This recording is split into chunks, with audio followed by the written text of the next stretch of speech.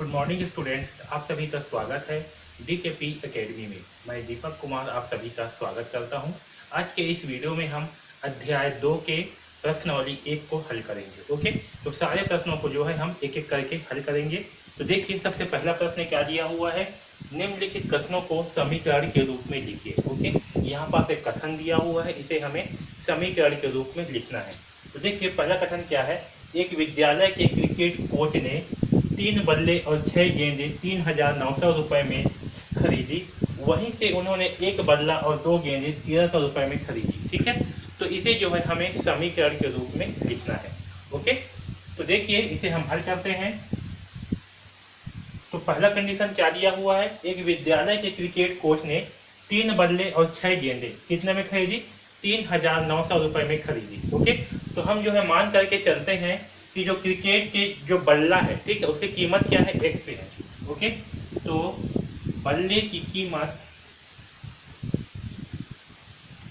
को हम क्या मानते हैं, एक्स से मान लेते हैं। ओके, और गेंद की कीमत को मान लेते हैं वाई। क्या करेंगे, गेंद की कीमत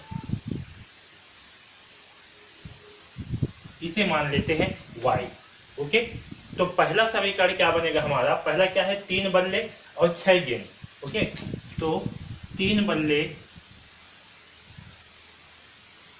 व 6 गेंद का मूल्य कितना है, 3,900। तो इस कथन का समीकरण क्या होगा, बल्ले क्या है हमारा, x है, तो 3 बल्ले यानी कि 3x प्लस 6 गेंद, गेंद क्या है y, ठीक, 6y बराबर कितना है, 3,900 रुपये।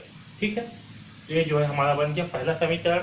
और दूसरा क्या है, उन्होंने वहीं से 1 बल्ला और 2 गेंद कितने में खरीदी, 1,300 रुपये में खरीदी। तो क्या 1 बल्ला व 2 गेंद का मूल्य कितना है, 1,300 रुपये।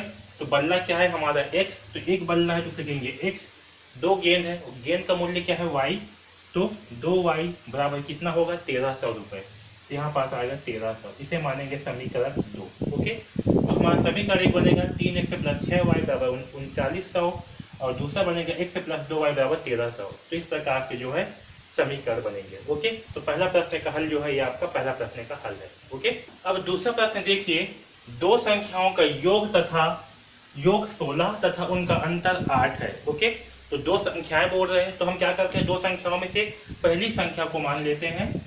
तो माना पहली संख्या, ओके, पहली संख्या को हम मान लेते हैं क्या, x। ओके, दूसरी संख्या को मान लेते हैं y। दूसरी संख्या बराबर क्या है, y।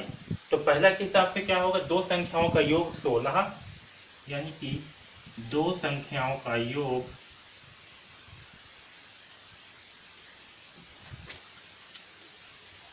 16 है। ओके, यानी कि पहली संख्या क्या है, x है, और दूसरी संख्या क्या है, y।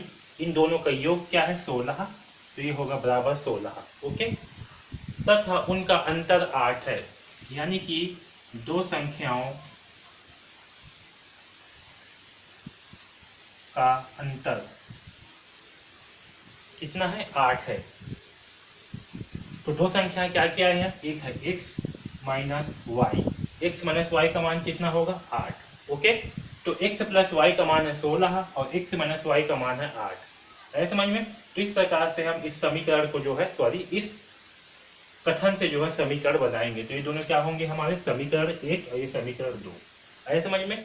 तो इस प्रकार से हम समीकरण बनाएंगे। ओके, देखिए तीसरा प्रश्न क्या है, एक फल की दुकान पर 2 किलोग्राम सेब तथा 1 किलोग्राम अंगूर का मूल्य 160 रुपये था।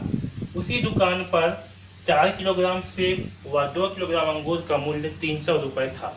ओके, तो इसका जो है हम समीकरण बनाएंगे। तो मान करके चलते हैं कि सेब का मूल्य क्या है, सेब का मूल्य इसे मान लेते हैं हम x। ओके, और अंगूर का मूल्य, तो अंगूर का मूल्य को मान लेते हैं हम y। ओके, अब देखिए 2 किलोग्राम सेब और 1 किलोग्राम अंगूर का मूल्य कितने, 160 रुपए।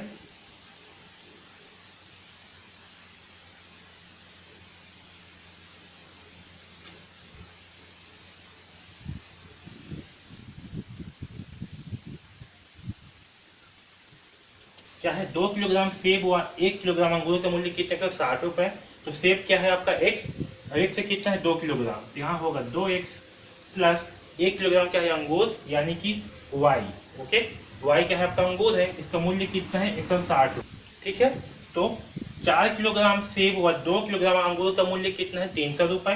तो 4 किलोग्राम क्या है सेब, और सेब क्या है आपका x है, तो यहाँ होगा 4x प्लस 2 किलोग्राम क्या है अंगूर, अंगूर क्या है आपका y, तो यहाँ होगा 2y बराबर कितना 300। ओके, तो आपका 2 किलोग्राम सेब व 1 किलोग्राम अंगूर का मूल्य 160 रुपये। इसका समीकरण बनेगा 2x प्लस y बराबर 160। ठीक है, और 4 किलोग्राम सेब तथा 2 किलोग्राम अंगूर का मूल्य 300 रुपये है। इसका समीकरण बनेगा 4x प्लस 2y बराबर 300। ओके, है समझ में। इस प्रकार से जो है इस तीसरा प्रश्न को हल करेगी और इसका समीकरण जो है बनाएंगे। ओके, अब देखिए चौथा प्रश्न क्या दिया है, इसका जो है हमें समीकरण बनाना है। नरेश ने अपनी पुत्री से कहा कि 7 साल पहले मेरी आयु तुम्हारी आयु से 7 गुनी थी और अब 3 साल बाद मेरी आयु तुम्हारी आयु की 3 गुनी हो जाएगी। ओके, नरेश जो है क्या बोल रहा है अपनी पुत्री से कि 7 साल पहले उसकी आयु उसकी पुत्री की आयु से क्या थी 7 गुनी थी। ओके, और 3 साल बाद जो है मेरी आयु तुम्हारी आयु की 3 गुनी हो जाएगी। ओके, तो हम जो है इसमें क्या मान के चलते हैं, माना पिता की वर्तमान आयु। ठीक है, हम क्या मान के चलते हैं, पिता की वर्तमान आयु यानी कि नरेश की वर्तमान आयु। ठीक है, तो नरेश की वर्तमान आयु, ओके, तो हम नरेश की वर्तमान आयु क्या मान लेते हैं, तो नरेश की वर्तमान आयु मान लेते हैं x। ओके, और उसकी पुत्री है तो उसकी पुत्री की वर्तमान आयु, तो पुत्री की वर्तमान आयु को क्या मान लेते हैं हम, y मान लेते हैं। ओके, तो पहला कंडीशन के हिसाब से देखिए 7 साल पहले। ठीक है, तो 7 वर्ष पहले। ठीक है, 7 वर्ष से पहले क्या है, कहा कि 7 साल पहले मेरी आयु तुम्हारी आयु से 7 गुनी हो जाएगी। तो 7 साल पहले नरेश की आयु क्या होगी, 7 साल पहले नरेश की आयु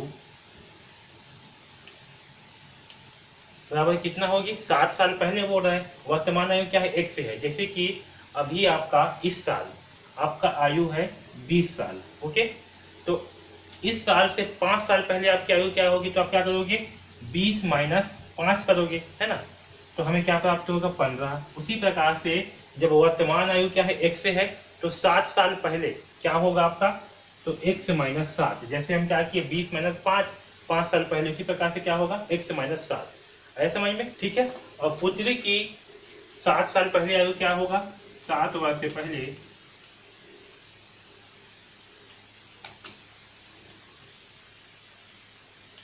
पुत्री की आयु, ये भी क्या होगा, वर्तमान आयु y है, तो 7 साल पहले आयु क्या होगा y माइनस 7 होगा। अब देखिए इसमें क्या दिया है, नरेश ने अपनी पुत्री से कहा कि 7 साल पहले मेरी आयु तुम्हारी आयु से 7 गुनी थी। कितनी थी, 7 गुनी। तो देखिए 7 साल पहले क्या है, नरेश की आयु पुत्री की आयु, तो 7 साल पहले नरेश की आयु कितना है x माइनस 7। ठीक है, जो कि उसके पुत्री की आयु की कितनी है, 7 गुनी है, यानी कि 7 इंटू होगा उसकी पुत्री की आयु, इस प्रकार। ओके, अब इसे हल करते हैं तो क्या होगा, x माइनस 7 बराबर 7 इंटू क्या होगा y, यानी कि 7y माइनस 7 इंटू 7 49। ओके, अब देखिए क्या करेंगे, इन दोनों को जो है इस तरफ पक्षांतर कर देते हैं। तो जब इस तरफ इसे पक्षांतर करेंगे तो क्या होगा, 7y को जब इस तरफ लाएंगे तो क्या हो जाएगा माइनस। ओके, 7y जब इस तरफ आएगा तो क्या हो जाएगा माइनस हो जाएगा, क्यों, क्योंकि यहाँ पर क्या है धन में है, यहाँ क्या है माइनस 49। तो जब ये इस साइड आएगा तो क्या हो जाएगा प्लस 49, तो हो जाएगा प्लस 49। यहाँ क्या है माइनस 7 बराबर 0, इस साइड क्या हो जाएगा आपका 0। तो 49 में से 7 घटाएंगे तो क्या प्राप्त होगा हमें 42। यहाँ होगा x माइनस 7y प्लस 42 बराबर 0। ठीक है, तो ये जो है हमें समीकरण 1 प्राप्त हुआ है, समझ में। ये क्या है, समीकरण 1। ठीक, तो 7 वर्ष से पहले नरेश और उसके पुत्री की आयु क्या होगी, 1 से माइनस 7y प्लस 42 बराबर 0। आया समझ में। अब दूसरा को हल करते हैं कि 3 साल बाद क्या होने वाला है। ओके, इसे मैं मिटा दे रहा हूँ। अब समझिए, जैसे कि अभी आपका वर्तमान आयु क्या है, 20 वर्ष है, तो 3 साल बाद आपकी आयु क्या होगा, तो आप क्या करोगे, 20 में 3 जोड़ दोगे और बोलोगे 23 साल, है ना। इसी प्रकार से 3 साल बाद क्या बोल रहे हैं, अब 3 साल बाद मेरी आयु तुम्हारी आयु की 3 गुनी हो जाएगी। कितने साल बाद, 3 साल बाद। तो 3 साल बाद नरेश की आयु क्या होगा, x प्लस 3। क्या होगा, x प्लस 3। ओके, और 3 साल बाद पुत्री की आयु क्या होगा, y प्लस 3। यहाँ तक सबको समझ में आया। तो अब देखिए यहाँ पर नरेश की आयु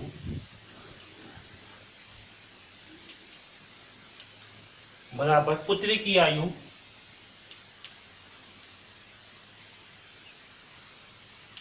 तो देखिए नरेश की आयु क्या है, x प्लस 3,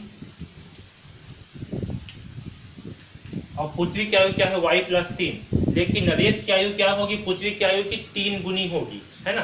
तो 3 गुनी होगी मतलब क्या होगा, 3 इंटू वाई प्लस 3। ओके, क्योंकि नरेश की आयु क्या होगी, पुत्री की आयु की 3 गुनी होगी, इसलिए क्या करेंगे, यहाँ पर 3 से गुणा कर देंगे। 3 गुनी बोला है, गुनी मतलब क्या, गुना, है ना। तो 3 का गुणा करेंगे इसके साथ। आया समझ में। अब इसे हल करते हैं, तो x प्लस 3 बराबर 3y, 3 इंटू वाई 3y, और 3 इंटू 3 3 3 9। ओके, अब इन दोनों के सब पक्षांतर करेंगे तो क्या होगा, x माइनस, जब 3y इस तरफ आएगा तो क्या हो जाएगा, माइनस में हो जाएगा। 3y प्लस 3, 9 भी से जाएगा तो क्या हो जाएगा, माइनस में हो जाएगा, बराबर 0। ओके, यहाँ से प्राप्त होगा x माइनस 3y, और 3 माइनस 9 करेंगे तो हमें प्राप्त होगा माइनस 6 बराबर 0। तो 3 वर्ष के बाद नरेश की आयु और उसके पुत्री की आयु जो है हमें इस प्रकार से प्राप्त होगा, x माइनस 3y माइनस 6 बराबर 0। ठीक है, तो ये जो है इसका आंसर। ठीक है, इस प्रकार से हम इस चौथा प्रश्न को हल करेंगे। ओके, अब देखिए समीकरण के रूप में लिखिए, इससे संबंधित पांचवा प्रश्न क्या दिया है। एक व्यक्ति घर से कार्यालय तक जाने के लिए 90 किलोमीटर दूरी तय करता है। इसके लिए वह ट्रेन और टैक्सी का उपयोग करता है। व्यक्ति द्वारा टैक्सी से तय की गई दूरी ट्रेन से तय की गई दूरी की दुगनी है। ओके, तो हमें क्या करने से हल करते हैं। देखिए व्यक्ति जो है क्या कर रहा है, ट्रेन और टैक्सी का उपयोग कर रहा है। ओके, तो हम जो है ट्रेन से तय की गई दूरी को मान लेते हैं x। क्या मान लेते हैं, माना ट्रेन से तय की गई दूरी,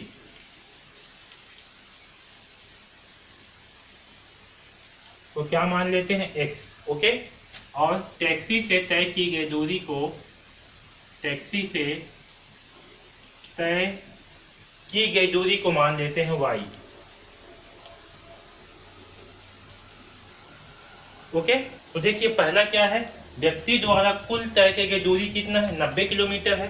तो क्या होगा, इससे x प्लस वाई बराबर 90, क्योंकि x क्या है आपका ट्रेन से तय की गई दूरी है, और y जो है टैक्सी से तय की गई दूरी। तो x प्लस वाई बराबर कितना होगा, 90। ओके, ये आपका बन गया पहला समीकरण। और देखिए व्यक्ति द्वारा टैक्सी से तय की गई दूरी ट्रेन से तय की गई दूरी की दुगनी है। ओके, तो टैक्सी द्वारा तय की गई दूरी क्या है,